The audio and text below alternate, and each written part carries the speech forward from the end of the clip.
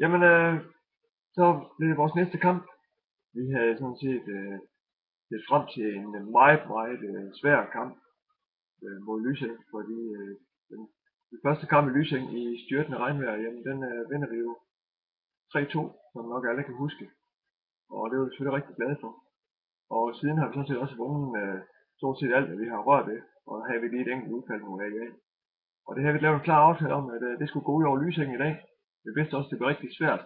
Lysing er et teknisk godt hold, som gerne vil spille bolden rigtig frem af banen. Og det måtte vi simpelthen lukke ned. Og med de muligheder, vi havde i dag til at løse det med, så synes jeg, at pigerne løste det rigtig godt.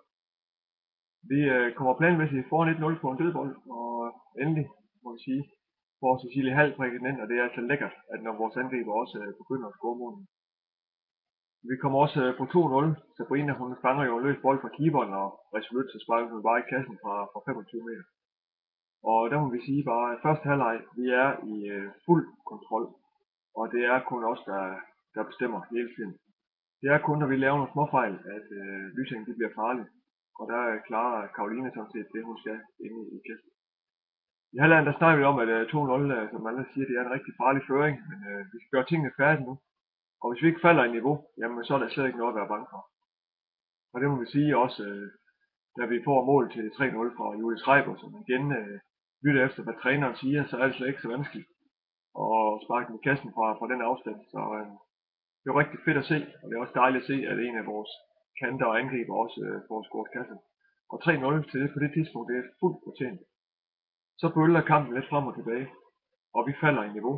Vi vinder ikke mere på midten, og så bliver Lysing farlig. Og lige pludselig så ligger han bare i kassen til 3-1. Og der ser vi altså skidt ud over hele linjen. Vi får ikke lavet det, vi skal.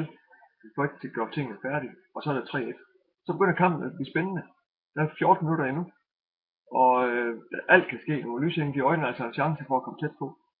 Og det gør de altså også med 4 minutter igen. Og kommer på 3-2. Og så bliver det farligt. Men heldigvis ikke så farligt andet, end vi redder kastanjer nu ind og kører sejren hjem.